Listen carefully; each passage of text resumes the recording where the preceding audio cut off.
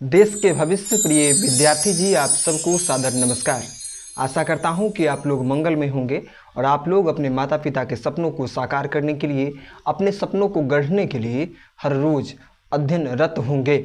आप लोगों को अध्ययनरत होना ही चाहिए, क्योंकि पढ़ लिख करके जो चीज़ आप कमाते हैं उसे आप बिना पढ़े लिखे कदापि नहीं कमा सकते हैं।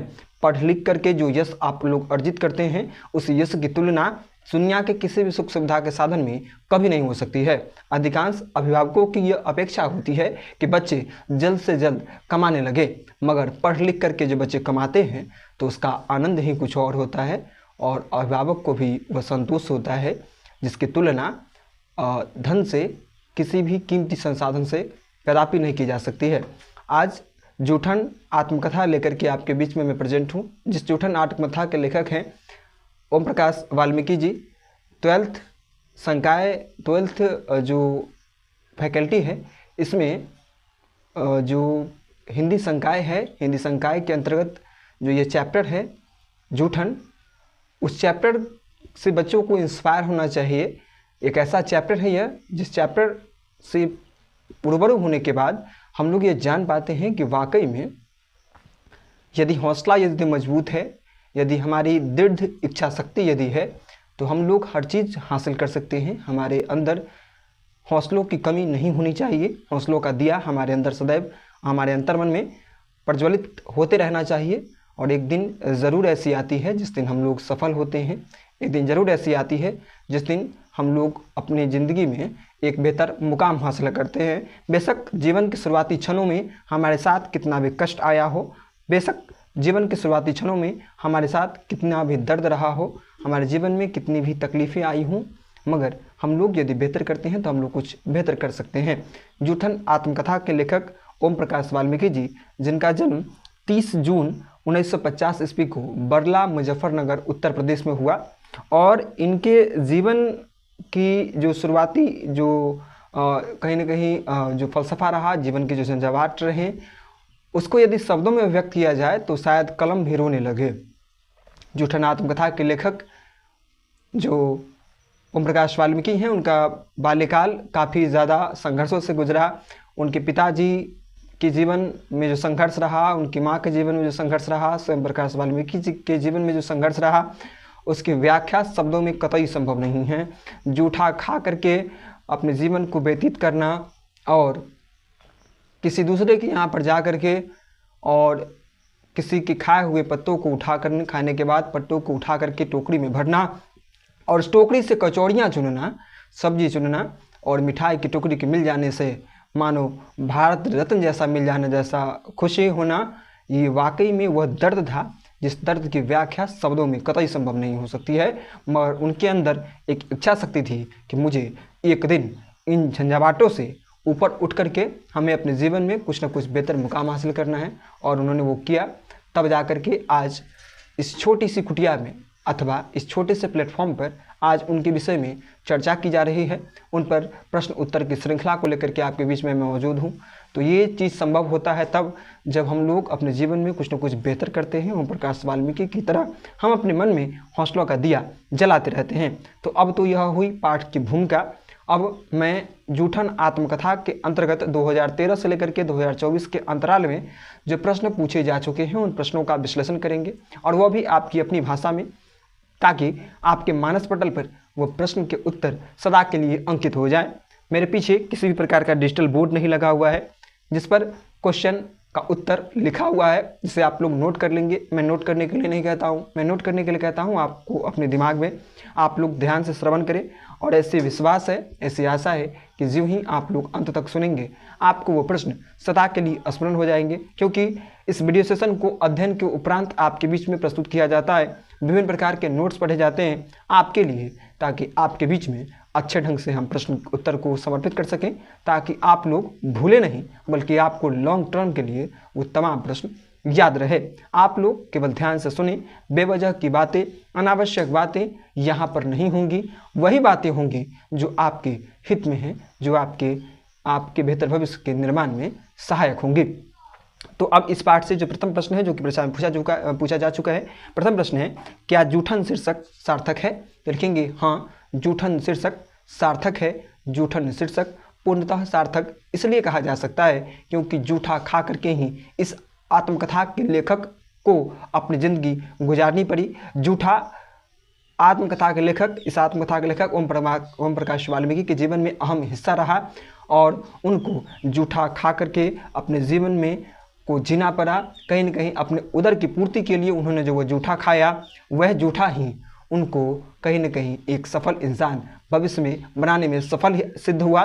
तो यदि ओम प्रकाश वाल्मीकि के जीवन में अगर जीवन के शुरुआती क्षणों में वह कष्ट नहीं रहता, जीवन के शुरुआती क्षणों में यदि उनको वह जूठा नहीं खाना पड़ता, तो आज ओम प्रकाश वाल्मीकि का यश चहुं ओर नहीं विद्यमान होता। तो कहीं न कहीं कहा जा सकता है कि उनके जीवन से जुड़ा हुआ रहा जूठा और जूठन, इसलिए इस कहानी का शीर्षक इस आत्मकथा का शीर्षक पूर्णतः सार्थक है। इसके पश्चात अगला इंपॉर्टेंट प्रश्न है इस पाठ से कि घर पहुंचने पर लेखक ओम प्रकाश वाल्मीकि को देख उनकी माँ क्यों रो पड़ती है। तो लिखेंगे घर पहुंचने पर लेखक को देख उनकी माँ इसलिए रो पड़ती है क्योंकि लेखक को उसके चाचा बैल के खाल को छीलने के लिए एक दिन काम पर ले जाते हैं। बैल के खाल छीलने का काम लेखक के पिताजी, लेखक के चाचा किया करते थे, मगर एक दिन लेखक के पिताजी नहीं थे, तो मजबूरीवश लेखक ओम प्रकाश वाल्मीकि को उसके चाचा ले जाते हैं और वहाँ जाने के क्रम में जो बैल की जो खाल जो होती है उसको एक गट्ठर में रख करके बांध करके रख दिया जाता है। कुछ दूर चाचा लाते हैं और कुछ दूर भतीजे को कहते हैं कि तुम ले चलो। और ओम प्रकाश वाल्मीकि जी का जीवन कहीं न कहीं उन दुखों को देख करके, कहीं न कहीं उस कार्य को देख करके कहीं न कहीं वो चकनाचूर हो गए। बाल्यकाल था और उनके जीवन में वह दुख जो था, वह दिन जो था सब काफ़ी विशेष दिन बन गया। वह जब उस कटरी को उठा करके लेकर के आए थे तो थक कर चकनाचूर हो गए और बैल की खाल से निकला हुआ वो खून उनके शर्ट पर पूर्णतः लग गया, पूर्णतः शर्ट भीग गया। और जब ही बेटा घर पे पहुंचा तो माँ अपने बेटे को देख करके, अर्थात ओम प्रकाश वाल्मीकि को देख करके फपक फपक करके रोने लगती है और माँ कहती है कि मैं बेटे को इस दलदल में नहीं देखना चाहती। और माँ का कलेजा कहीं न कहीं आंसुओं से पसीज जाता है। तो माँ देख करके लेखक को इसलिए रो पड़ती है क्योंकि माँ कभी नहीं चाहती है कि मेरा बेटा, मेरी संतान कोई भी गलत कार्य करे। तो माँ को अपने बेटे को उस अवस्था में देख करके, उस दुख वाली स्थिति में देख करके माँ रोने लगती है। इसके पश्चात अगला इम्पोर्टेंट प्रश्न है कि जूठन शीर्षक आत्मकथा में लेखक समाज में क्या बदलाव लाना चाहते हैं। तो लिखेंगे जूठन आत्मकथा में लेखक समाज में यह बदलाव लाना चाहते हैं कि हम लोग अपनी प्रतिभा को पहचानें, हम लोग अपने हौसलों को पहचानें। हम लोग यह न देखें कि हमारे जन्म किस जाति में हुआ है, हमारा जन्म जिस भी जाति में हुआ है हमें इससे परवाह नहीं करना चाहिए। हमारा जन्म जिस भी जाति में हुआ हो, हमें अपने कर्म बल पर विशेष ध्यान देना चाहिए। हमें इतना पढ़ना चाहिए, इतनी संघर्ष से अपनी ज़िंदगी को गुजारना चाहिए। संघर्ष को झेलते हुए, मुश्किलों को झेलते हुए भी अपने मन के अंदर हौसले के दिए को बुझने नहीं देना चाहिए। यह समाज को संदेश दिया है ओम प्रकाश वाल्मीकि जी ने। साथ ही साथ ओम प्रकाश वाल्मीकि जी ने समाज के उन लोगों की ओर कटाक्ष किया है, उन लोगों को भी ये संदेश दिया है कि यदि आप ये समझते हैं कि किसी गरीब को यदि आप अपने पाँव के नीचे दबा कर रखेंगे तो यह आपकी भूल है। एक दिन गरीब जब अपनी प्रतिभा का परिचय देता है तो निश्चित रूप से आप भी वह नहीं कर सकते हैं, आप धनवान होकर के भी नहीं कर सकते हैं कुछ जो कि एक गरीब परिवार का लड़का कर देता है। इसलिए निश्चित रूप से ये संदेश इस पाठ के माध्यम से देने का भरसक प्रयास किया गया है। इसके पश्चात अगला इंपॉर्टेंट प्रश्न है जूठन शीर्षक आत्मकथा का सारांश लिखे। तो ये देखिए, सारांश लिखने का मतलब यह है कि पूरी पाठ का निचोड़ क्या रहा।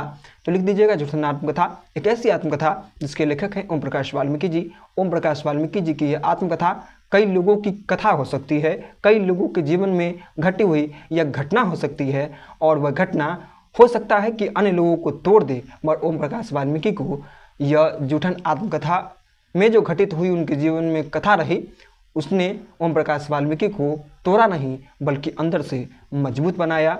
और यह पाठ हम लोगों को यह संदेश देती है कि ओम प्रकाश वाल्मीकि की तरह हमें अपने मन में हौसले के दिए को, हमें अपने मन में प्रतिभा को कहीं न कहीं बुझने नहीं देना चाहिए। हमें हर रोज़ मेहनत करनी चाहिए। हमें जाति पाति और अन्य बंदिशों से ऊपर उठ करके हमें अपने हौसलों का परिचय देना चाहिए, हमें अपनी प्रतिभा का परिचय देना चाहिए। हमें कुछ ऐसा करना चाहिए कि हम हमारी ख्याति एक दिन दूर दूर तक हो। यह पाठ जूठन आत्मकथा, जिसमें कि ओम प्रकाश वाल्मीकि को जूठा खा करके भी रहना पड़ा। 1 महीने पुराना कचौड़ी को बारिश वाले दिनों में भिंगा करके और नमक और मिर्च डाल करके खाना पड़ना वाकई में कितना दुरूह कार्य होता है। आजकल के बच्चे यदि रात्रि का खाना यदि प्रातः काल दे दिया जाए तो बच्चे पता नहीं प्लेट को किस कोने में फेंकेंगे, इस बात की कोई गारंटी नहीं होगी। मगर ओम प्रकाश वाल्मीकि ने कई महीने 1 महीने पुराना भोजन भी वह बेझिझक खा लिया करते थे, उनके परिवार के लोग खा लिया करते थे। तो यह बेबसी, यह दुख, यह पीड़ा जो रही उनके जीवन में, यही पीड़ा उनको बार बार कहीं ना कहीं उनको अपने अंदर से मजबूती की ओर ले गई और उन्होंने अपने जीवन में कुछ ऐसा किया जिस वजह से आज भी हम लोग उनके नाम को याद करते हैं और आने वाली पीढ़ी भी उनके नामों को याद करेगी, उनसे इंस्पायर होगी, उनसे प्रेरित होगी और अपने जीवन में भी कुछ बेहतर करने के लिए संकल्पित होगी। अतः इन बातों को हम लोग सारांश के क्रम में प्रस्तुत कर सकते हैं। इसके पश्चात अगला इंपॉर्टेंट प्रश्न है कि सप्रसंग व्याख्या करें। कितने क्रूर समाज में रह रहे हैं हम, जहाँ श्रम का कोई मूल्य नहीं, ताकि निर्धनता को बरकरार रखने का षड्यंत्र ही था यह सब। लिखेंगे प्रस्तुत पंक्ति जूठन आत्मकथा से ली गई है, जिसके रचनाकार ओम प्रकाश वाल्मीकि हैं।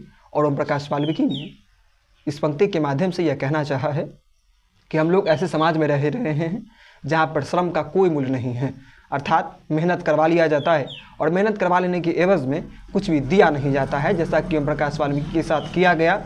उनसे श्रम भी करवा लिया जाता था और बदले में दिया क्या जाता था, तो बदले में दिया जाता था लात, घूसे और 2 गालियाँ दे दी जाती थी और दिया भी जाता था। इससे अगर कुछ अतिरिक्त यदि देने का यदि मन हो तो ये दिया जाता था जूठन, और वही जूठन खा करके उनके परिवार के लोगों को और स्वयं ओम प्रकाश वाल्मीकि को अपने उदर की अर्थात अपने पेट की भूख की पूर्ति करनी पड़ती थी।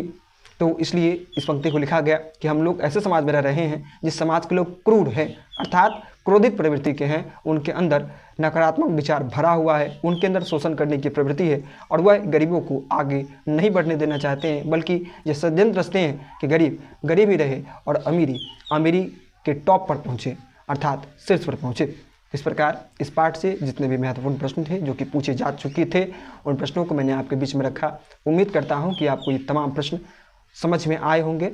जिस भी प्रकार की टिप्पणी आप लोग देना चाहें आप लोग बेझिझक देवें। यदि मुझ में किसी प्रकार के सुधार की आवश्यकता है तो सुधार के लिए भी टिप्पणी दें, अथवा आप लोगों को लगता है कि हमारा कार्य लिख से हट करके कुछ बेहतर है तो 2 शब्द उत्साहवर्धक आप कमेंट बॉक्स में अवश्य लिखें, ताकि हमें हौसला मिले और मैं आपके बीच में निरंतर कुछ न कुछ बेहतर लिख से हट करके पेश करने के लिए प्रयासरत रहूं। धन्यवाद।